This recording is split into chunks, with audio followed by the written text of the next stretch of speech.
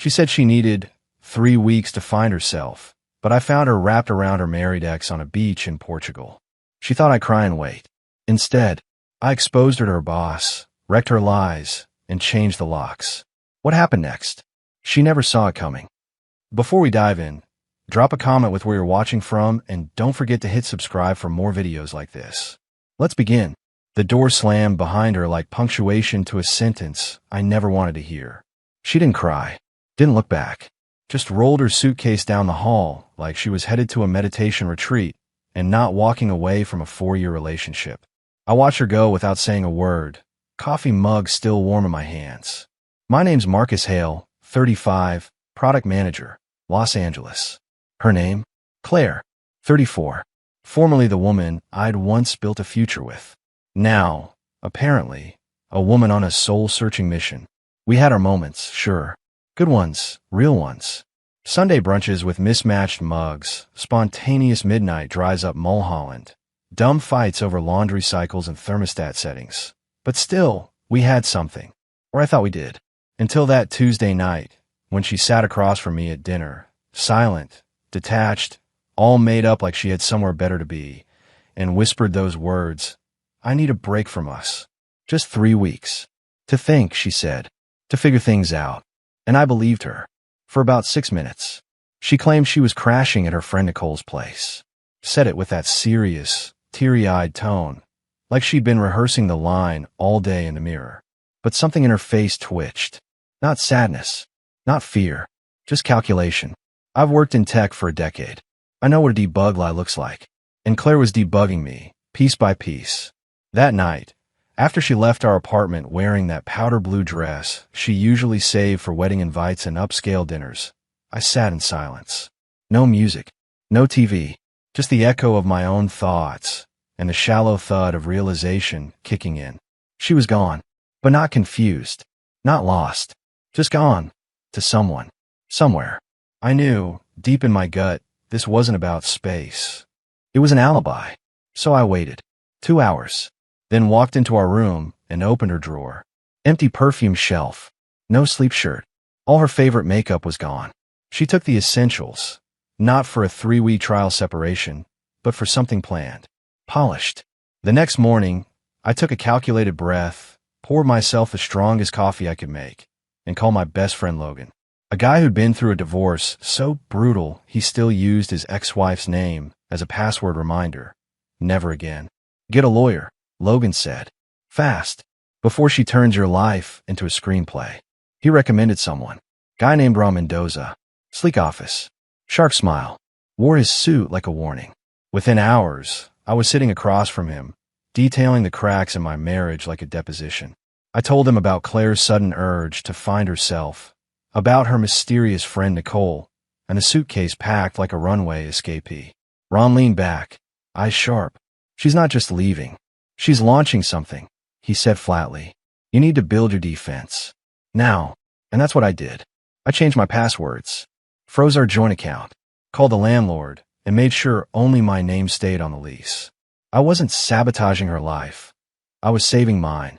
But nothing prepared me for what I found next. While packing up her things, I came across a drawer she'd never let me near. Inside was an old leather pouch, photos, love notes, and plane tickets. Not from me, from someone else. 10 photos. One man, over and over, laughing on beaches, embracing at wine tastings.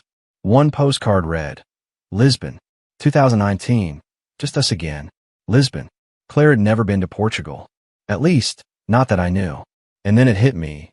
Her 3-week soul-searching journey. It wasn't with Nicole.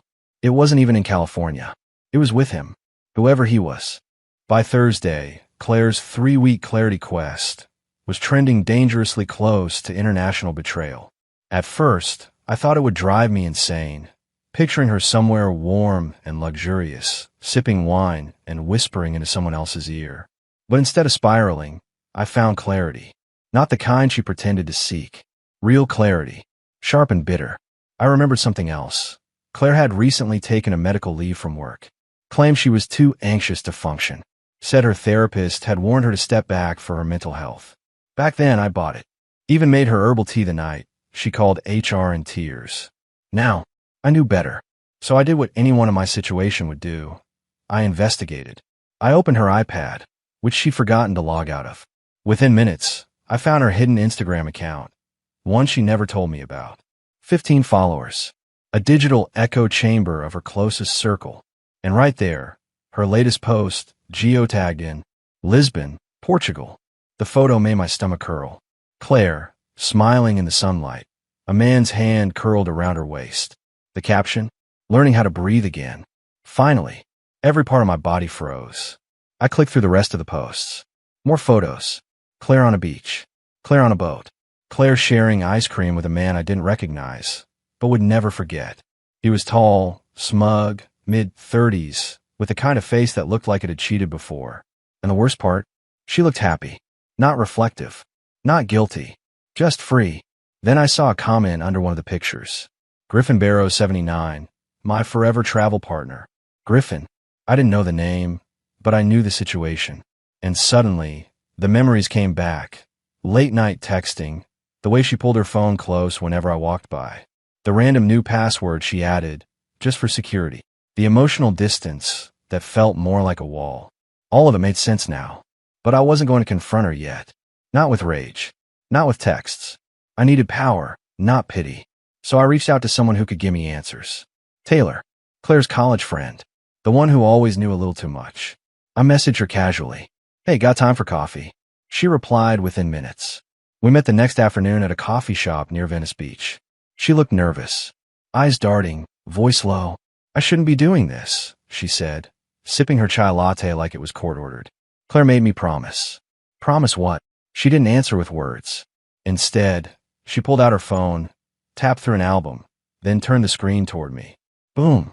Claire and Griffin. Again. Different photos. But same smiles. Same intimacy.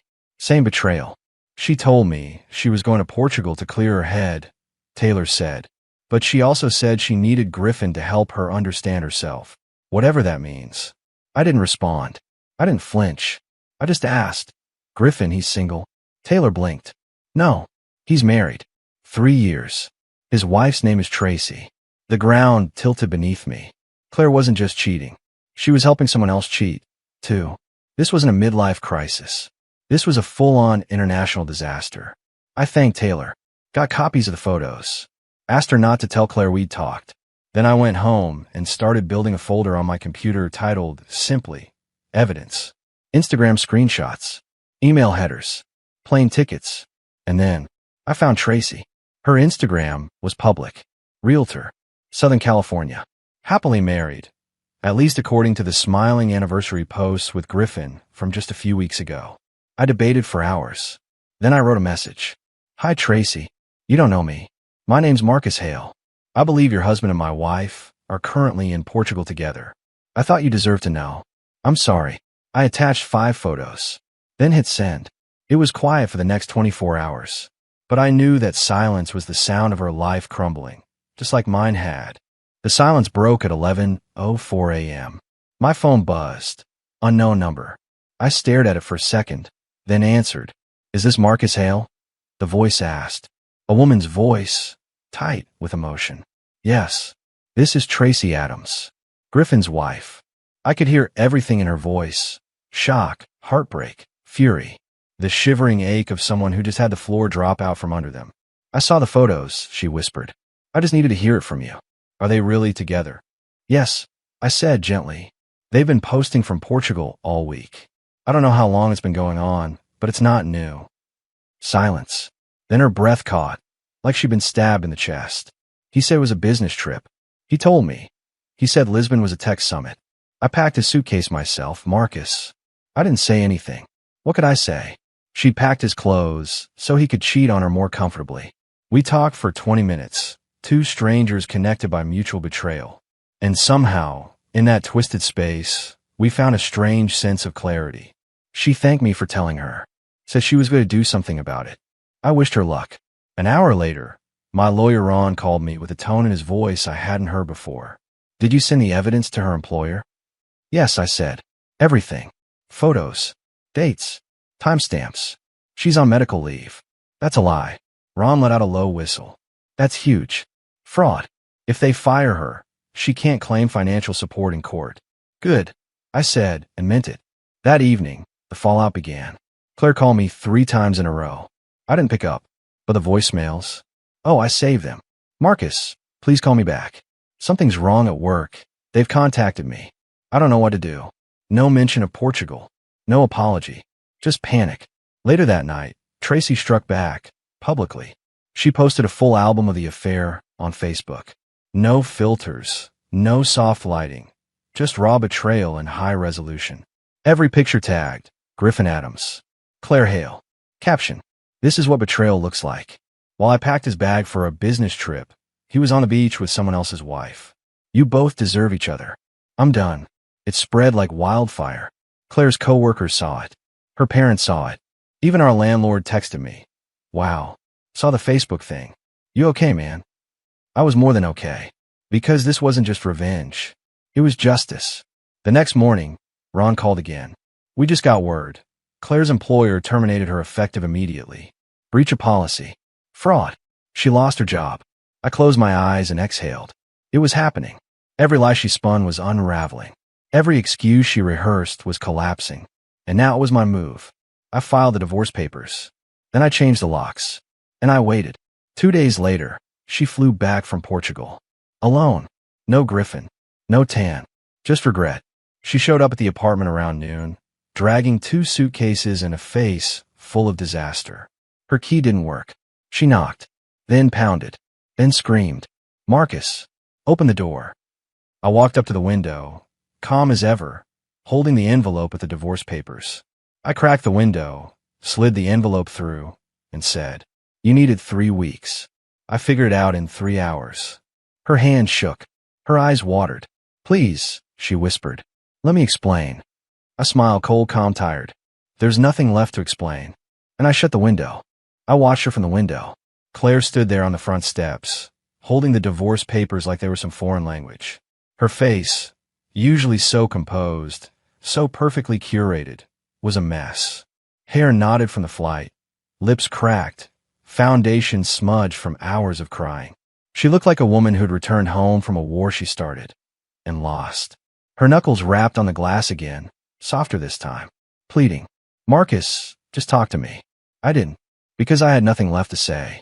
While she'd been sunbathing with a married man, I'd been reclaiming my life. The locks were changed. The apartment scrubbed clean of her existence. All her clothes, gone. Furniture she bought, packed and stored at her parents' place. Her beloved espresso machine, sold. I wasn't going to wake up to the scent of betrayal every morning.